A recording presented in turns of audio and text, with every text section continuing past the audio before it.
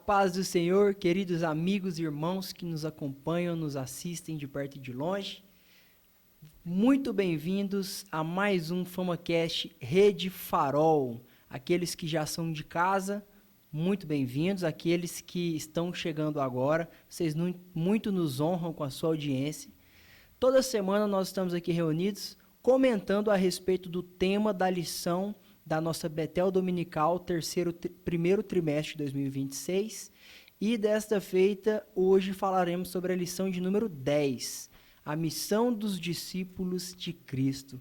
Sou o pastor Mateus, você é o nosso convidado de honra. Muito obrigado pela sua presença. Mas antes da gente continuar, eu estou apresentando aqui os nossos comentaristas de hoje. Vai lá, meu amigo, se inscreve nesse canal. Manda esse programa já para outra pessoa que vai abençoar a vida dela, eu tenho certeza.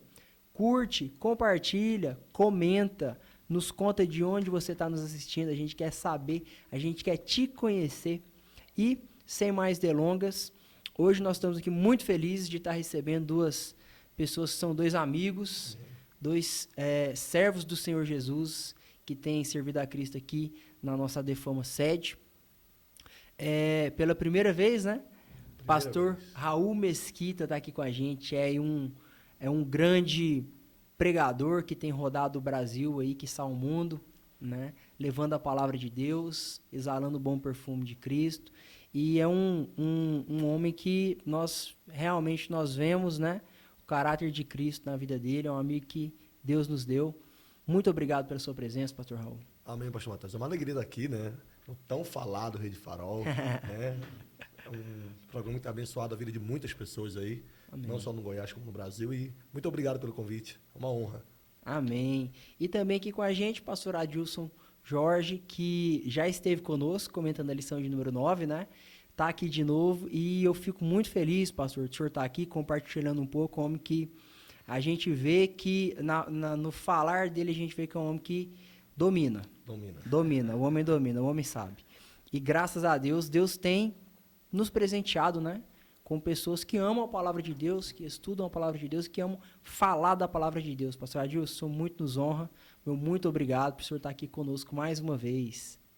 A grata satisfação estar aqui, pastor Mateus, né, e agora conhecendo também pastor Raul, satisfação, né, que seja primoroso e que seja proveitoso essa nossa conversa aqui, para todo mundo que ama a palavra de Deus, né? Que amém, ela seja sempre em primeiro lugar na nossa vida. Amém, bênção. Meus amados, então, a missão dos discípulos de Cristo, lição de número 10, né?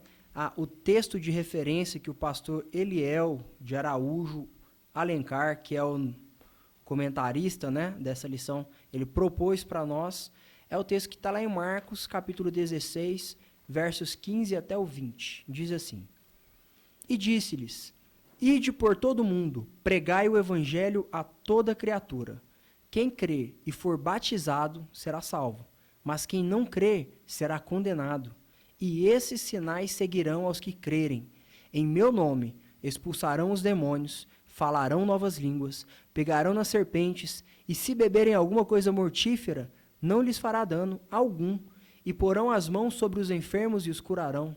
Ora, o Senhor, depois de lhes ter falado, foi recebido no céu e assentou-se à direita de Deus. E eles, tendo partido, pregaram por todas as partes, cooperando com eles o Senhor e confirmando a palavra com os sinais que se seguiram.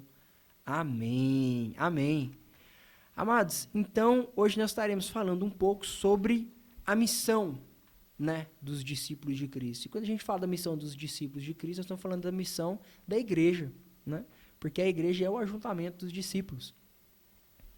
Qual é essa missão, né? Para quem começou agora a nos acompanhar, que está novo na fé, que às vezes está assistindo esse podcast aqui justamente para poder esclarecer algumas coisas, ideias, aprender um pouco mais.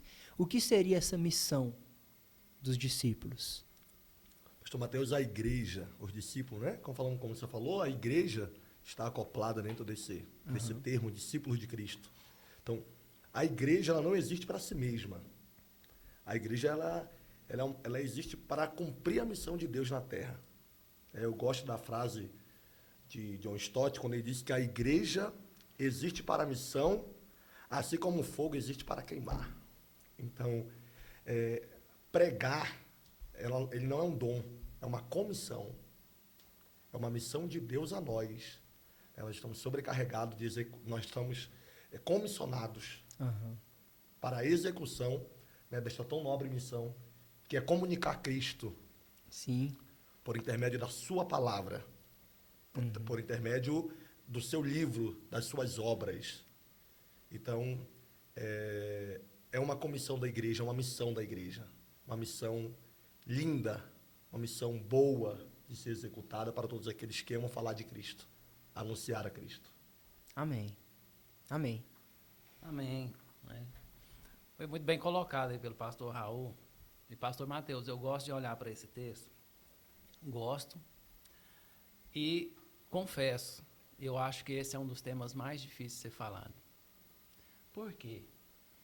Quando eu olho para esse texto, e aí você vê, não é um pedido, isso não é assim um clamor, isso não é assim uma... Não é uma orientação. Uma orientação, isso é um imperativo. E não é de um apóstolo, não é de um discípulo, não é de um mestre, não. É do próprio Jesus. Ele falou para a igreja, para os seus discípulos, ide por todo mundo e pregai o evangelho. Ou seja, a mensagem é boa, né? Assim como essa palavra é boa. Agora, o verso 17, ele está dizendo assim, estes sinais seguirão os que crerem. Em meu nome expulsarão demônios, falarão novas línguas, pegarão em serpentes, e se beberem alguma coisa mortífera, não lhes fará dano algum, e porão a mão sobre os enfermos e os curarão. Eu olho para esse texto, eu olho para Lucas 10, na comissão dos 70, e eu fico, às vezes, envergonhado.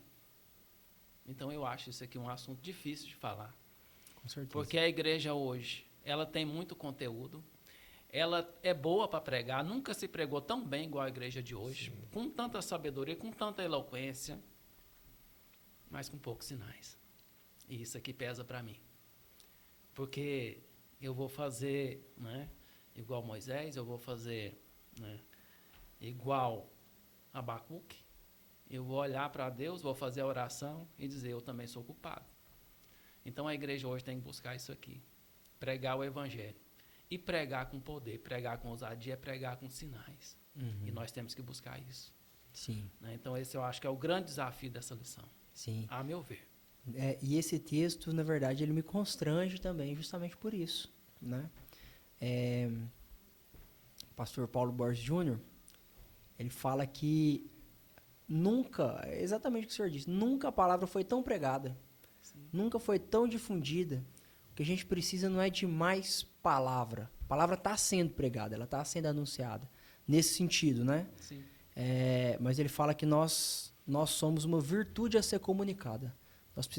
Nós precisamos começar a comunicar essa virtude.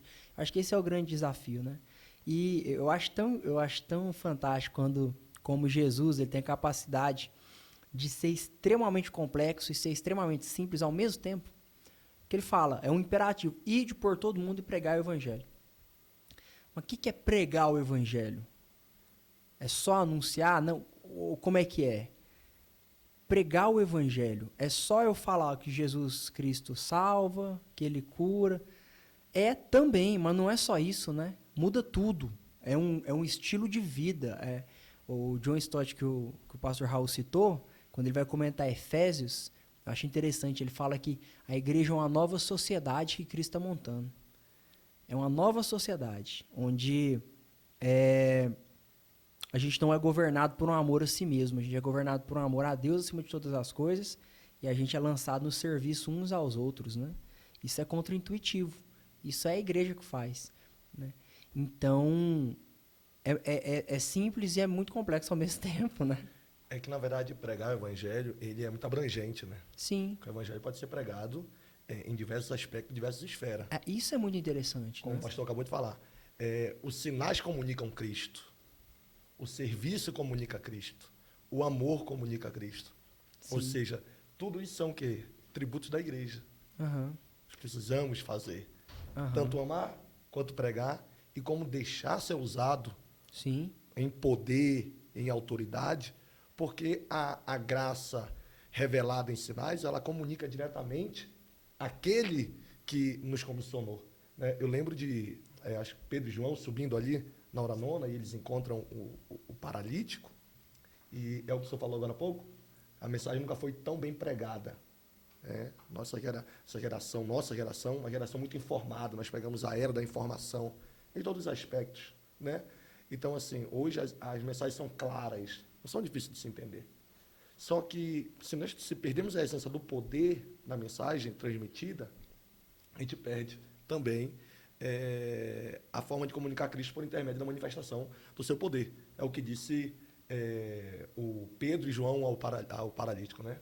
Levanta e anda. Ele pede uma esmola, né? Ele pede dinheiro.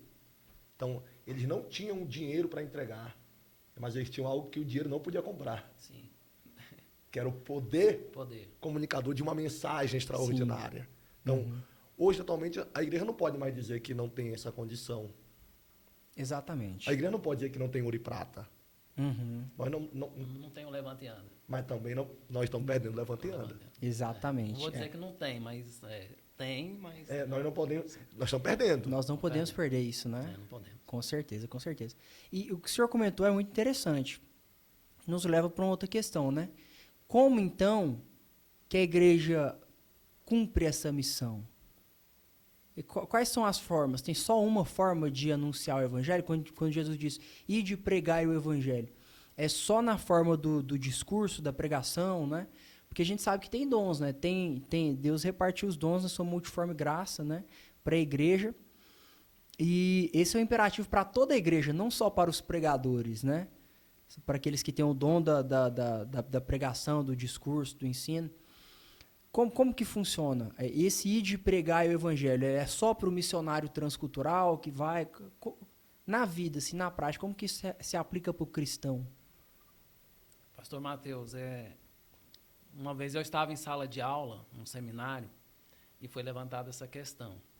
E o professor, eu acho que ele foi muito feliz na fala dele, porque ele disse o seguinte, ele falou, olha, esses aspectos relacionados a esses sinais é no aspecto missionário.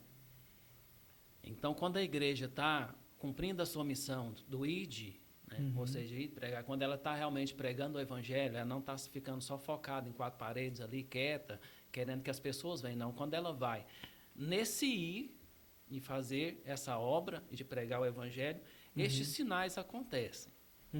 Agora, a questão de dons, a diversidade de dons, para servir a igreja. Sim. Eu tenho, por exemplo, dom de profecia, tenho dom de revelação, interpretação, que é o dom para servir ali aquela comunidade. Agora, estes sinais desse texto é o sinal do campo missionário. Expulsar demônios, né, curar enfermos, também acontece alguns deles na igreja, né? Sim. Mas são sinais que acontecem ali mais no campo. E quando você vai falar com um pastor missionário, ou aquelas pessoas que estão lá no campo e que dedicam suas vidas, isso que está acontecendo. Isso que é normal para eles. Né? Então, assim, eu vejo, a palavra de Deus ela é tão maravilhosa e, assim, Deus cumpre, né, tudo que Ele falou. Vocês vão, né? Foi assim lá, Ele falou assim, olha, ficar em Jerusalém até que do alto será revestido do poder de Deus, né? Ou seja, autoridade, e ser-me-eis testemunhas. Ou seja, em Jerusalém, Judéia, Samaria, até os confins da terra, né? E aí segue o texto, esses sinais vão seguir o que crê e farão essas obras aí. E o interessante desses sinais é que, se a gente observar, tanto o pregai quanto os sinais que são aqui no texto, né, no versículo 17, estes sinais seguirão os que creem, em meu nome expulsarão demônios, falaram novas línguas, tanto a mensagem tem o poder da liberdade, quanto o expulsar demônio também está atrelado à liberdade, ou seja, nós fomos comissionados não somente para pregar uma mensagem vazia, mas para anunciar uma mensagem que traz liberdade. Né? Que traz liberdade àquele que ouve, traz liberdade, liberdade de todos os aspectos. E um dos aspectos da liberdade é exatamente daqueles que estão sobrecarregados por espíritos malignos, por demônios. Então, além de haver uma mudança daqueles que ouvem, essa mesma mensagem alcança eles de uma forma, de um sinal que os liberta também de espíritos demoníacos. Com certeza. E o senhor tocou nesse tema da liberdade, que vem com a pregação do evangelho, né? E eu me lembrei daquele texto lá de Efésios 2, quando Paulo está fazendo um resumão da obra salvífica, né? De Cristo. Eu falo assim, se você pegar o evangelho, espremer, deixar só o sumo, fica Efésios, né? Que ele parece que é um resumão né? Da parte teórica e da prática, né? Ele é bem enxugadinho. Ele vai falar assim que porque a gente escuta lá fora, né, daqueles que ainda levam uma vida que não é centralizada em Cristo Jesus, para eles nós estamos como massa de manobra.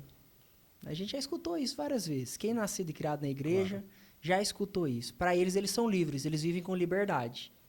Só que lá em Efésios 2, Paulo fala que eles andam segundo o curso do mundo, segundo o príncipe da potestade do ar e segundo a concupiscência da própria carne. Então, na verdade, os escravos são eles. Os escravos são eles. Que dependem do álcool, né? Que vivem sobre a escravidão do álcool, das drogas, da prostituição. Então, se a gente for dar uma olhada... Do amor ao dinheiro. E sabe o que eu acho interessantíssimo? É que um reformador, ele disse, eu preciso concordar com ele, que o coração humano é uma fábrica de ídolos. E é. Porque além toda essa gama de males que a gente conhece, nós sabemos que são males, coisas muito boas podem ser transformadas em ídolos também. E aí que está o pulo do gato. Que às vezes a gente cai no risco de estar cometendo idolatria dentro da igreja. Porque uma coisa muito boa, igual, por exemplo, o casamento, o cônjuge, sim, quando elevado a um status que não cabe, pode se tornar um ídolo na nossa vida. Filhos, trabalho é uma coisa muito boa. Gente, dinheiro é uma coisa boa. Não é algo ruim, condenado. O amor ao dinheiro é condenado. Mas, por exemplo, as posses são coisas muito boas, mas que no coração humano podem acabar. Não, é cachorro aí. E pior que tem, viu? Nós estamos vendo uma fase delicada, né? Exatamente, né? Aí tem os pais de pet, os pais de planta, né? Tá tendo, a gente ri, mas é trágico. Né? Ri pra não chorar, né? Ri pra não chorar. Mas a gente precisa ficar esperto com isso, porque a gente pode acabar, né, elevando, colocando essas coisas que não são intrinsecamente ruins, mas em uma posição que não lhes pertence. E o Evangelho, ele faz isso, ele reordena, eu sempre falo isso, né, ele reordena todas as coisas, ele coloca cada coisa no seu devido lugar, ele precisa fazer isso. E essa também, eu creio que é a liberdade que o Evangelho traz, né? Mas, assim, um texto que sempre me pega muito durante o Sermão do Monte. O Sermão do Monte me pega muito. Eu fico ruminando aquilo ali. Jesus vai falar para os discípulos assim: vós sois a luz do mundo. Né? Ninguém acende uma candeia para colocar ela debaixo do alqueire, né? Debaixo da cama. Antes coloca no velador e ilumina todos da casa. Assim seja a vossa luz perante os homens. Brilha a vossa luz diante dos homens, para que eles vejam as vossas boas obras. Ele está falando de boas obras visíveis. Sim. Ele está falando de um proceder, uma forma de caminhar, né? E glorifiquem a nós? Não. Para que vejam as suas boas obras e glorifiquem o vosso Pai que está no céu. Então, isso me leva a crer que... Aí eu até lembro de uma frase, se não me engano, é do Spurgeon, não sei. Essas frases a gente vê aí, nem sabe de quem que é. Decora a frase, mas que diz assim: sempre pregue o Evangelho. Quando for necessário, use palavras. Uau. Ou seja, o testemunho anuncia, né? Uma pregação viva, né? É uma pregação viva, exatamente. Uma pregação que anda, né? Pregação que se comporta. Exatamente. Como que o nosso comportamento influenciam pessoas? Muito. Que o grande risco que corremos, e não vou falar de hoje, corremos a vida inteira, é que quando a minha postura não sustenta a minha mensagem. Exato. Quando o meu comportamento, o meu caráter, ele não sustenta a minha mensagem. Que às vezes tem pessoas que são muito bons na teoria, mas quando vão para a prática da convivência, eles deturpam a mensagem pregada. Exatamente. Deturpam a mensagem que foi ensinada. Envergonham o evangelho, né? Então, Pastor Mateus, tem evangelho sendo deturpado no colégio, Tem. no trabalho, na rua. Uma frase que todos nós aqui já ouvimos, ou de alguém. Se for para ser Crente. igual fulano, eu prefiro continuar aqui. Para mim, essa frase é a frase mais triste que o evangelho poderia ouvir. Uhum. Mas também tem outra. Quando a pregação vem da vida. Eu gosto de usar muito, eu amo esse texto. Nós estamos falando bem aqui, discípulos, nós estamos falando bem aqui, nós estamos usando bastante Cristo e os discípulos no Novo Testamento, mas eu acho muito bonito, lá em Sunem, quando Eliseu passa, toda vez aquela mulher ia comer pão, ia tomar água, comer pão, tomar água. Toda vez que ele passava em Sunem, ele tinha pão e água garantido. Estava reservado. Só que a convivência dele com a casa, ela vai dar uma definição sobre ele. Ela vai chegar com o marido e vai dizer, veja o que ele é. Um santo homem de Deus. Mas o que fez ela entender o que ele era um santo homem de Deus? Quando ele passava, não, a convivência dele. Olha só. O testemunho, o caráter, a vida dele transmitiu sem ele precisar falar. Que ser homem de Deus não está revelado nas minhas palavras, na mensagem teórica que sai da minha boca. Ser um homem de Deus está revelado nas minhas atitudes do dia a dia. Então, eu acho muito bonito, eu acho lindo, eu acho forte, isso mexe comigo quando ela fala ao marido dela. Vejo que aquele homem, ele não é só um profeta. Uhum. Ele é um santo, ou seja, a mensagem dele está muito além daquilo que ele prega. Então, é totalmente isso aí, pastor Mateus. Eu acho que o nosso comportamento comunica Cristo. Com certeza. Fantástico. Fantástico. Eu me lembrei aqui de uma história que o pastor Cleosmar, que está muito aqui com a gente, ele já foi... Ele é um missionário, né? Ele já fez missões na Bolívia, ficou muito tempo lá. E ele fala muito de missiologia, né? Já leu muitas biografias e tal. E eu não vou me lembrar o nome, na próxima a gente pergunta para ele. Mas ele disse que contou a história certa vez aqui de um missionário que foi enviado para o campo, uma missão transcultural de um outro país, uma cultura diferente. E aí ele chegou lá e ficou muito tempo lá. Mas não deu resultados numéricos, vamos dizer assim, quantitativos. Então a igreja que tinha enviado ele pediu que ele retornasse, tal, ele voltou e enviaram um outro missionário, né, para o mesmo lugar. Diz que quando ele chegou lá, ele começou a pregar, né, anunciar Jesus Cristo. E ele falou, gente, Jesus é bom, Jesus ele transforma a nossa vida, ele nos faz um cristão, ele anda em honestidade, ele faz o bem, ele ama o próximo. Aí o pessoal começou a falar assim, a gente conhece ele, morava ali, morou vários anos aqui perto da gente. Ou seja, aquele missionário que não tinha dado resultados quantitativos, ele deu qualitativo. Ele preparou o coração daquela comunidade para receber Cristo com o testemunho dele. Né? E isso eu acho assim, maravilhoso, maravilhoso. Nós precisamos, né? E isso casa muito com a lição de número 9, que nós comentamos na semana passada, o pastor Adilson estava aqui, que é sobre a santidade, né? A santidade, ela é o caminho, né? Ela é uma forma de andar, mas também de anunciar o evangelho. E isso, pastor, abre o caminho para o verso de número 16. O que diz o verso 16? Aquele que crê e for batizado será salvo. Mas por que isso abre caminho para o verso 16? Porque a ordem de Jesus não foi só preguem, mas façam discípulos. Exato, esse é o ponto-chave. Então, pastor, como que nós vamos fazer discípulos se nós não temos uma vida pautada em Deus para a pessoa? Porque ser discípulo, né, o termo talmidim é aprendiz. Uhum. Então, o discípulo não ensina. O discípulo aprende. Quando eu aprendo, eu posso fazer. Uhum. Mas para mim fazer, eu tenho que ter uma vida composturada sobre aquilo que eu vou pregar. Uhum.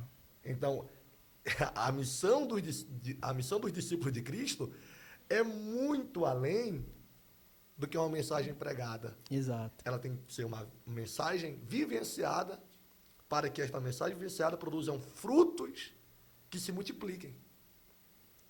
E não se multiplica, não batiza ninguém, não se faz outros discípulos com mensagem pregada. É verdade. Com mensagem vivida. Exatamente. Por isso eu disse que o seu comentário, né, abre espaço para o verso de número 16. Com certeza. Com certeza. E a respeito disso, a respeito desse fazer discípulos, né? O que significa fazer discípulos nessa caminhada cristã? Nós somos chamados também para pregar e para fazer discípulos, né? Mas o que significa esse fazer discípulos? Pastor Mateus, essa expressão, ela parte do próprio Cristo, né? Que foi o maior mestre, o grande mestre de toda a história. Ele tinha milhares de discípulos. Dentre esses milhares, ele tinha 12 mais selecionados, ou daquele núcleo ali mais íntimo dele. E dentro desses 12, ele tinha 3 mais íntimos ainda: Pedro, Tiago e João. Então, a vida de Jesus vai ensinar, ou toda a história dele, de vida, de como fazer esses discípulos. É andar e fazer com que aquelas pessoas olhem para você e queiram ser igual ou fazer aquilo que você faz.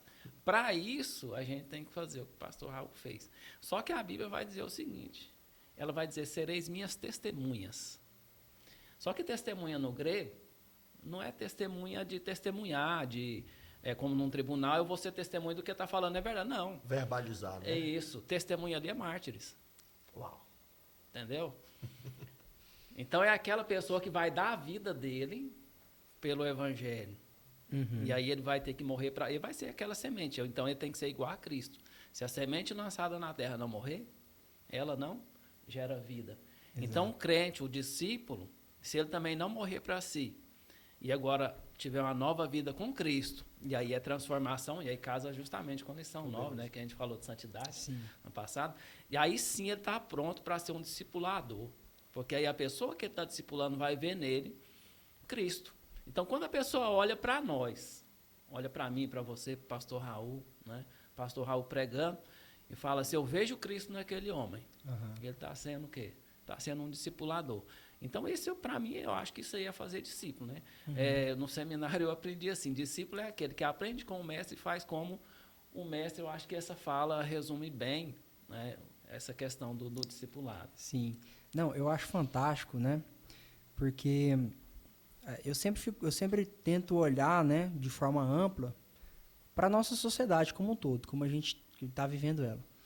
E hoje, mais do que nunca, parece que eu percebo uma tendência a ultravalorização do eu, né? Tem até uma frase que repercutiu aí de um sujeito que estava num programa desses da Plim Plim, falando: o que é Deus? Deus é feito de eus. Você lembra disso? É feito de eus. Ou seja, é uma visão de Deus criada à sua própria imagem e semelhança do homem.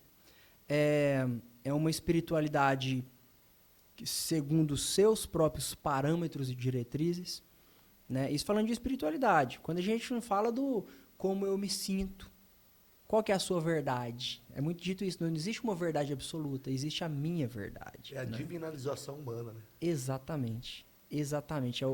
É o giro copernicano.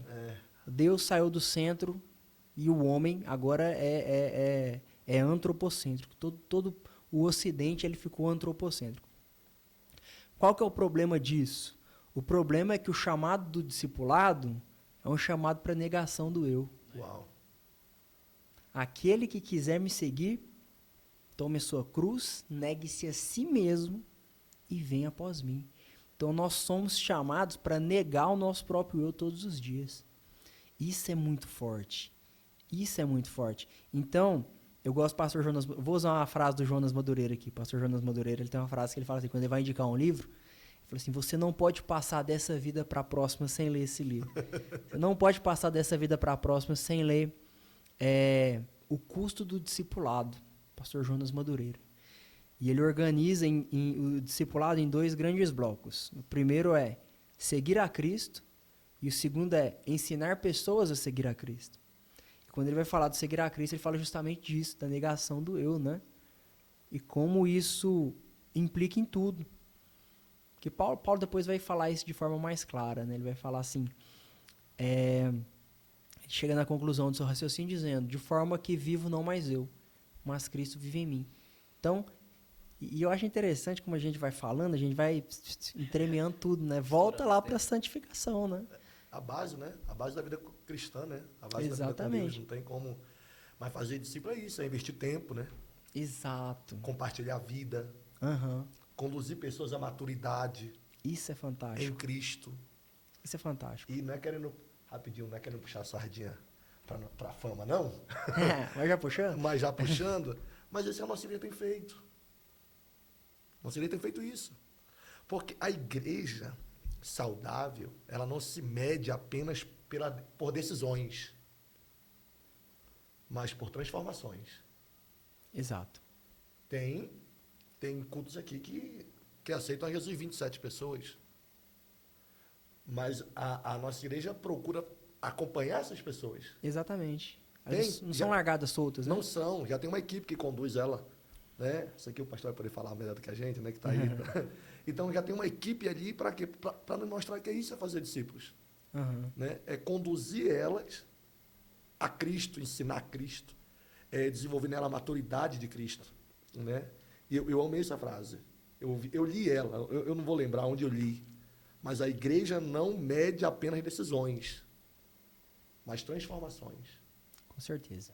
Porque é por intermédio da transformação que nós podemos cumprir o que Jesus disse, batizando-as em nome do Pai, do Filho e do Espírito. Tudo isso acopla a missão da igreja, que Uhum. está muito além de uma mensagem verbalizada em um altar. Tem muitos pregadores que nunca vão subir no altar. É verdade. Nunca. Nunca. O pastor Jonathan Scampa tem um livro, e eu amo aquele livro dele. Né? Ele fala que a missão da igreja é fazer de cada cristão ministro, de cada casa uma igreja. Descentralizarmos o altar e enchermos as casas do Evangelho.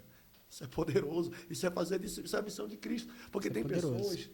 Se o pastor Binaí der o microfone aqui no domingo, com a catedral lotada, não vai sair 5 minutos de mensagem.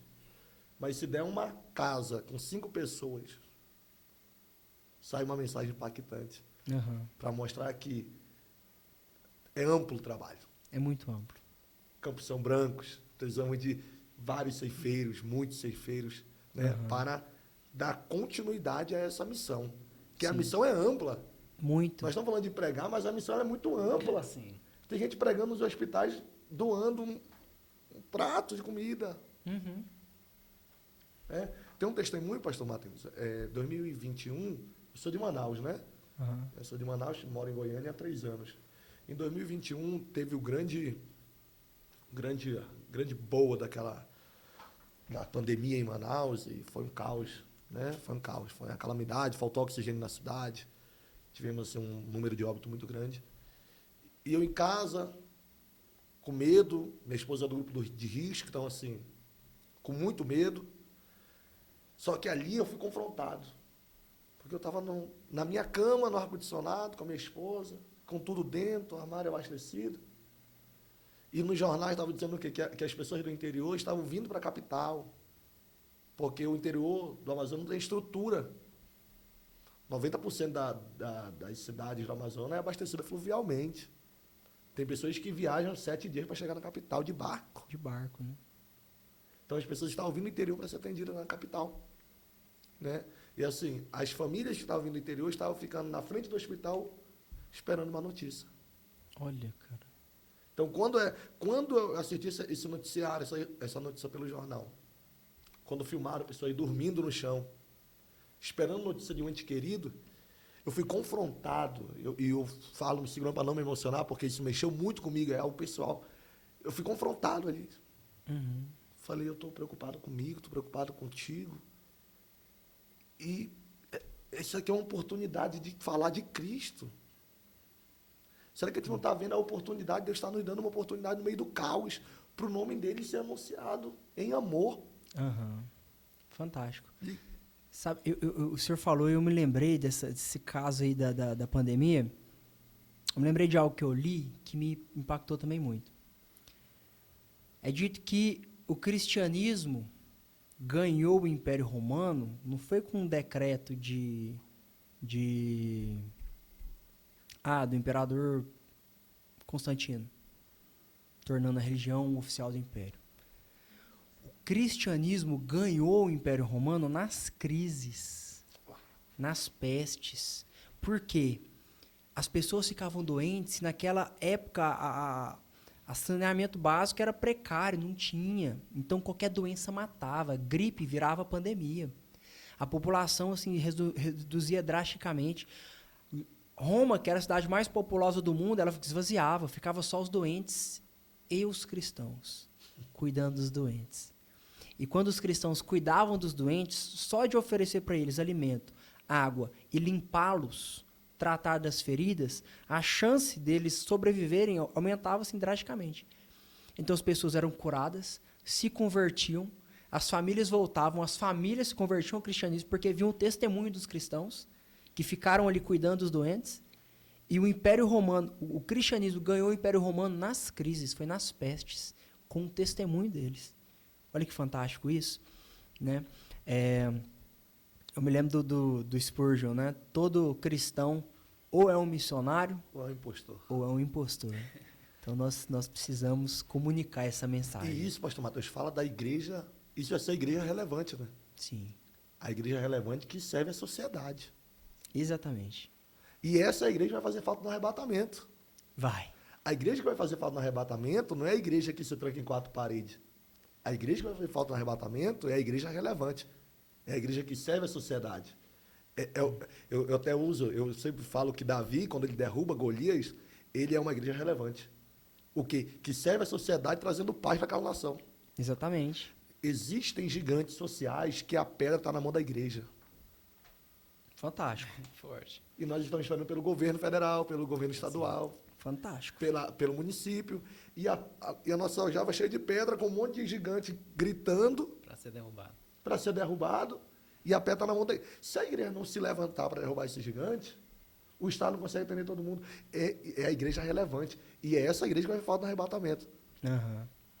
Não fazendo apologia, mas a igreja que vai falar no arrebatamento não é a igreja que faz mega eventos. Não. É a igreja que serve a sociedade de amor. Exatamente. Que não é puxando sardinha não, mas é o que a fama tem feito. Você falando de fama aí, eu quero fazer 2 relatos. Em relação... Também não é puxando sardinha. Eu acho que são evidências, né? Testemunho. A gente fala do que a gente vê. A gente daqui. vive. Que a gente vive, né? Sim. Eu fui chamado agora para o discipulado. Né? O Matheus sabe disso.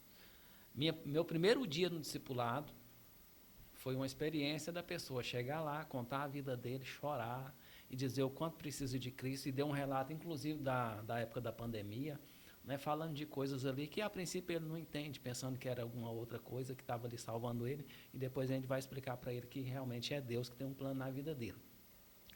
E depois, né, a Ana Maria, né, eu estou tendo dificuldade um pouco com os nomes aqui, que eu sou novo na igreja. Sim. Mas ela me convidou e me apresentou o irmão, que você conhece. Um rapaz novo convertido, mas uma sede de Bíblia, uma sede de conhecer Deus. E assim a gente foi conversar com ele, ele já leu a Bíblia, Gênesis, Êxodo, Levítico, está chegando em Números, e assim, fazendo tanta pergunta, querendo conhecer tanto de Deus.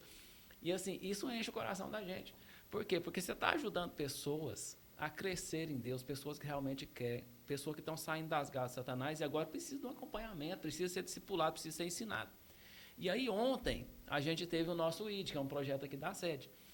Na verdade, o meu ID seria na minha casa, e eu não fui porque é o primeiro ID de um outro que abriu, né, que foi multiplicado, né? Sim. E a gente foi fazer a abertura lá, junto com o pastor Josafá e a pastora Dais. Mas quem foi o ministrante da palavra fui eu. E eu ministrei ali, graças a Deus, era num condomínio, e assim, teve muitas pessoas. E a palavra, não é nem tanto aquela palavra assim, evangelística, mas é a palavra de Deus. Uhum. E eu falei, vou falar a palavra de Deus. E no final tinha 2 moças e uma criança. E eu pensando durante todo o tempo que aquelas moças eram filha de um irmão que foi lá, um visitante que cantou, que era crente, Deus livrou ele no acidente, contou o testemunho dele e tal. Uhum. Terminei de falar, passei, devolvi a direção para a pastora Das, pastores que são nossos líderes. E tudo, iam terminar a reunião e algo veio no meu coração. Falei, Aí eu perguntei, essas moças são suas filhas? Ele falou, não, só moram aqui. Já são evangélicas? Não. Eu falei, então preciso fazer o apelo. Porque se foi falar da palavra de Deus, e tem pessoas não crentes, eu tenho que fazer o apelo. E eu chamei elas, vocês querem fazer uma aliança com Deus? Conhecer esse Jesus que nós falamos dele aqui e tal. Elas foram na frente, chorando, converteram, a gente fez uma oração, recebeu, e aquele ID já vai tomar conta delas. Que e aí eu bênção. falei para o anfitrião lá, agora você vai, além de cuidar, você vai ter que discipular esse povo aqui, irmão. Não é só chamar ele aqui para esse evento aqui, escutar, não, você vai ter que discipular esse povo. Né? Então, assim, a gente vê essa obra e esse projeto da Defama, né, de ID, e aí cumpre realmente aqui o tema da lição, tema da lição. né, porque ele é bem assim, ligado, ele é bem verídico com o que está aqui. Né? ID, por todo mundo, o projeto ID, a primeira palavra do I, integração, e a segunda também embaixo, com o tema discipulado, e a terceira, evangelismo. É a lição 10. Não, Fechou o pacote. E esse é a grande importância do pequeno grupo. Sim. Os pequenos grupos o quê? Os pequenos grupos é um mecanismo que Deus tem usado o quê? Aqueles que não vinham até o templo, aqueles que não vinham até a igreja vai até eles. Maravilhoso. Essa é a grandeza. É exatamente aqui está definido. Uhum. Tá definido. Maravilhoso. E achei interessante o senhor citar esse rapaz que é novo convertido, mas assim, uma fome de Bíblia estava comigo aqui hoje. Eu atendi ele, nós ficamos 1h30 falando de Bíblia. Uau. Ele me manda mensagem, ele passou por Levítico esse dia, ele mandou uma mensagem. Mateus, eu não entendi muito bem qual que é a diferença da oferta de holocausto e oferta pelo pecado. Olha para você ver, ele quer entender. Ele não está só lendo, ele quer entender aquilo ali. E eu fico maravilhado com isso. E aí, pastor Mateus, que entra o que nós estamos comentando aí no começo. Eu preciso aprender para fazer. Exato. Porque se o senhor não tivesse sido discipulado um dia por alguém, o senhor não estava hoje apto para discipular alguém. Com certeza. Né? Então, assim, o discipulado, né, é missão da igreja, pregar é missão da igreja, comunicar Cristo por intermédio de manifestações espirituais divinas é papel da igreja. Sim. Ou seja, a missão dos discípulos de Cristo, ela é muito abrangente. Muito. E tem muita coisa para ser feita. Amém. E os campos estão brancos. Estão né? brancos. Tem muita coisa. Meus amados, caminhando então para a nossa final, infelizmente, né? Que a conversa tá boa. Conversa boa que passa rápido. Mas vocês me fizeram pensar em algo que está muito vivo no meu coração recentemente. Porque hoje eu vivo integralmente do serviço na igreja. Eu nunca pensei que um dia eu ia viver integralmente o serviço na igreja. Hoje eu tenho vivido. Só que chegou um momento, pastor Adilson, que a gente trabalha tanto para a igreja que eu comecei a entrar em parafuso. No final do ano passado. Mas será que eu estou sendo igreja? Será que eu tô vivendo mesmo relacionamentos com meus irmãos? E assim, foi quando o Espírito Santo me conduziu a dar um gás maior no ID. Porque no ID, quando a gente está falando ID aqui, no nosso contexto aqui da Defama, é o nome do nosso projeto de pequenos grupos. Grupos familiares, né, nas casas.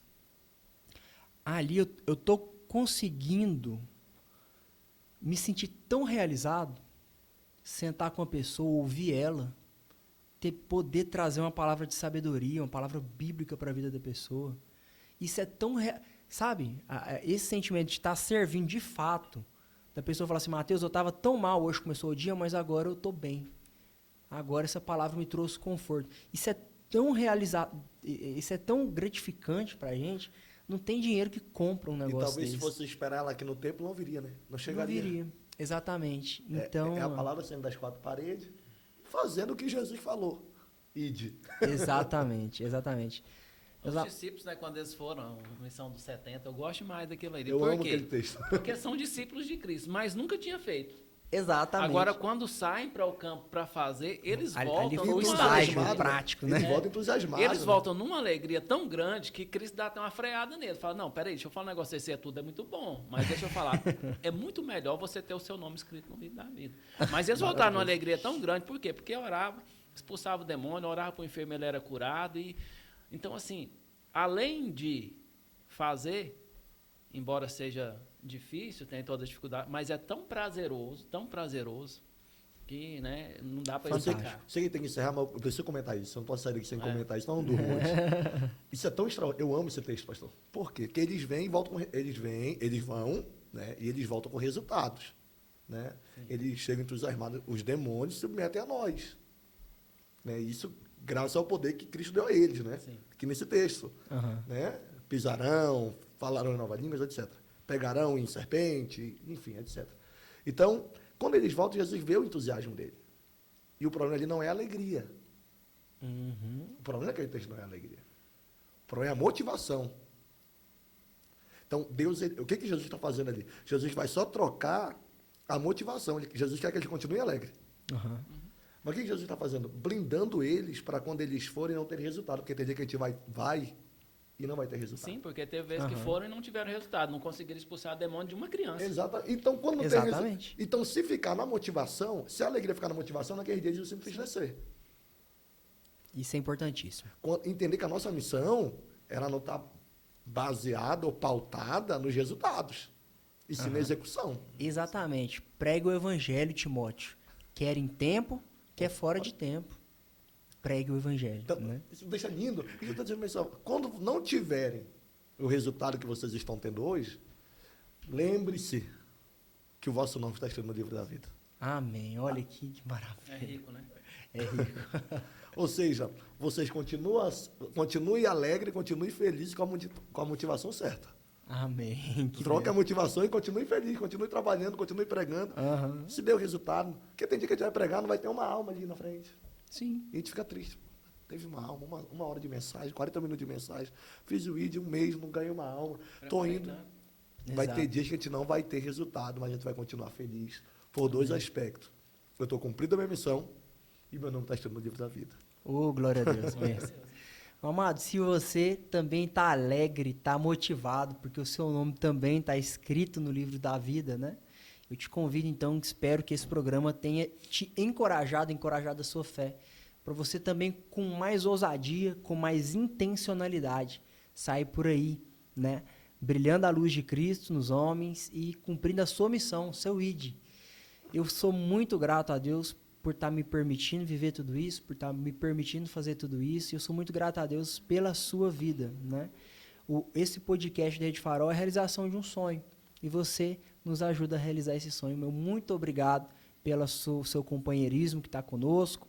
Peço mais uma vez, se inscreve nesse canal, ajuda a gente a crescer, clica no gostei, comenta, compartilha esse vídeo com mais pessoas, e a minha oração é para que possa te enriquecer como me enriqueceu também. E semana que vem nós estaremos juntos para comentar a lição de número 11. Vai falar a respeito do caráter dos discípulos de Cristo. Muito obrigado, pastor Raul, muito obrigado, pastor Adilson. Vocês foram bênção de Deus na nossa vida hoje, na vida de tantos outros que a gente não consegue nem mensurar quantos serão alcançados, né, com essas palavras. Fiquem com Deus e até a próxima semana.